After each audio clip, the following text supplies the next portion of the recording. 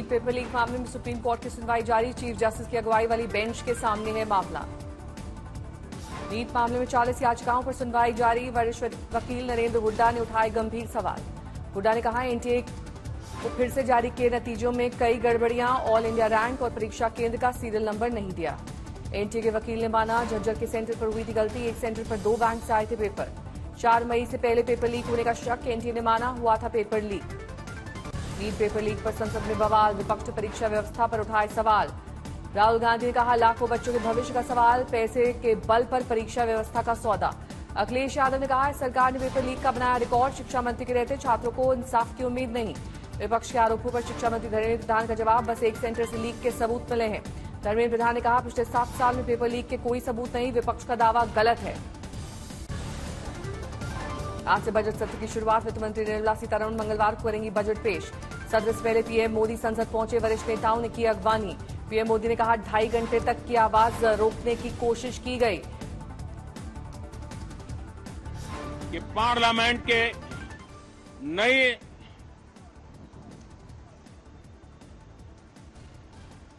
संसद गठन होने के बाद जो पहला सत्र था, 140 करोड़ देशवासियों ने बहुमत के साथ जिस सरकार को सेवा करने का हुक्म किया है देशवासियों ने, उसकी आवाज को कुचलने का अलोकतांत्रिक प्रयास हुआ। 2.5 घंटे तक देश के प्रधानमंत्री का गला घोंटने का, उनकी आवाज को रोकने का, उनकी आवाज को दबाने का लोकतांत्रिक परंपराओं में कोई स्थान नहीं हो सकता है। पीएम मोदी ने कहा तीसरी पारी का पहला बजट 60 साल बाद आया मौका, गौरव का विषय। पीएम मोदी ने कहा यह विकसित भारत के लिए मजबूत बजट होगा। विकसित भारत का जो हमारा सपना है, उस सपने को पूरा करने की मजबूत नींव वाला बजट लेकर के हम कल देश के सामने आएंगे। पीएम मोदी की अपील, सकारात्मक होना चाहिए मॉनसून सत्र, जनता के लिए काम करने का समय। मैं पूरा ही आशा करता हूं कि हम लोकतंत्र के इस मंदिर का भारत के सामान्य मानवीय की आशा आकांक्षाओं को पूर्ण करने के लिए सकारात्मक रूप से उपयोग करेंगे। बजट से पहले आज आर्थिक सर्वेक्षण संसद में पेश। अर्थव्यवस्था की वृद्धि दर 2024-25 में 6.5 से 7% रहने का अनुमान। आज से बिहार विधानसभा का मानसून सत्र। पहले दिन से लेफ्ट विधायकों का विरोध प्रदर्शन। मानसून सत्र के दौरान दोनों सदनों की कुल 5-5 बैठकें। 26 जुलाई तक चलेगा सत्र।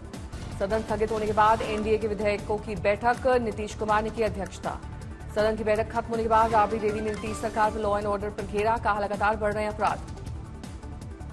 आरजेडी अध्यक्ष आज दिल्ली आ रहे हैं। कहा सरकार से अपराध पर नियंत्रण नहीं हो रहा है। जम्मू क्षेत्र के राजौरी जिले में आतंकवादियों ने सेना के कैंप पर किया हमला। हमले में सेना का एक जवान गंभीर रूप से घायल। सेना का बड़े पैमाने पर तलाशी अभियान जारी। जम्मू कश्मीर नेशनल कॉन्फ्रेंस के नेता उमर अब्दुल्ला का आया बयान। बोले हमारे पड़ोसी देश में ऐसी ताकतें हैं जो इन देशों के बीच दोस्ती नहीं चाहती हैं। बांग्लादेश में चल रहे विरोध प्रदर्शन के बीच ममता बनर्जी ने किया ऐलान, बांग्लादेशी शरणार्थियों को बंगाल देगा शरण। बीजेपी नेता रविशंकर प्रसाद ने कहा नागरिकता देने का अधिकार केंद्र को है, न कि राज्य को। डेमोग्राफी बदलने की कोशिश। बांग्लादेश में चल रहे हिंसक विरोध प्रदर्शन के बीच विदेश मंत्रालय ने जारी किए आंकड़े। 4,500 से ज्यादा भारतीय छात्रों की हुई वतन वापसी।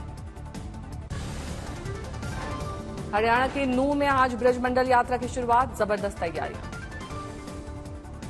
प्रशासन ने 24 घंटे के लिए मोबाइल, इंटरनेट और बल्क एसएमएस पर लगाया प्रतिबंध। सोशल मीडिया पर नजर।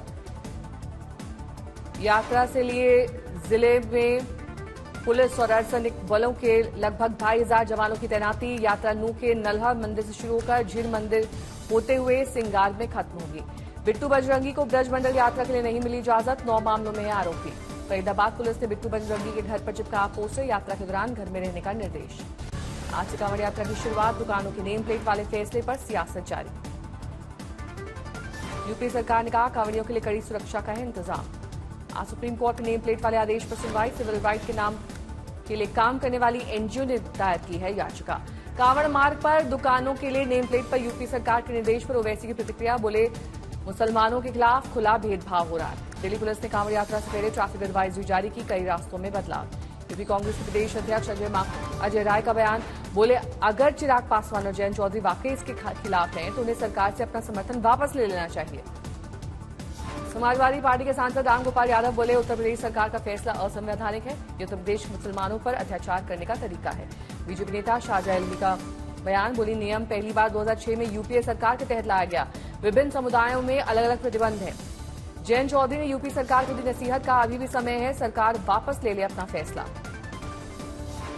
वाराणसी नगर निगम का आदेश। कांवड़ यात्रा मार्ग पर मास्क की दुकानें पूरे सावन महीने में रहेंगी बंद।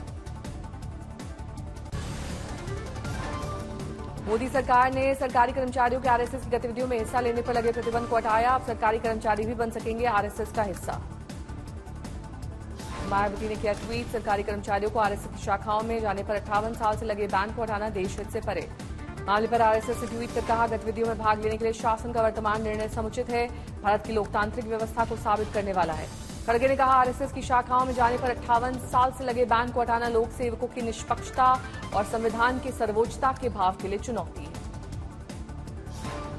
सरकारी कर्मचारियों को आरएसएस की शाखाओं में जाने पर लगे बैन को हटाने पर बोले ओवैसी ये बिल्कुल गलत निर्णय है। यूपी के बांदा में दलित महिला से दरिंदगी झाड़ फूक करने के नाम पर तांत्रिक हैवानियत का आरोप।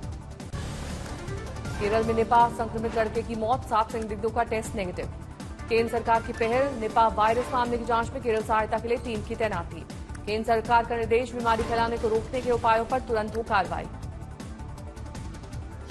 तमिलनाडु ने अधिकारियों को दिया निर्देश, केरल की सीमा से लगे जिलों में रखे निगरानी। निपा के प्रकोप पर कांग्रेस के नेता शशि थरूर का आया बयान। बोले ये विडंबना है कि केरल जैसे राज्य में बीमारियों का प्रसार व्यापक है। मध्य प्रदेश के नर्मदापुरम में भारी बारिश, कई इलाकों में जल जमाव।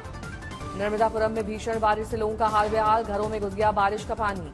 टोंक में मूसलाधार बारिश के दौरान NH 52 पर आपस में जा भिड़ी पुलिस की बस, 2 कारें और 1 स्कूटी, कई लोग घायल। सूरत में चंद घंटों की बारिश में पानी पानी हुआ शहर, सड़कों पर जलभराव में डूब गई कई गाड़ियां। सूरत में बारिश से लोगों के घरों में घुसा पानी, पूरा शहर पानी पानी।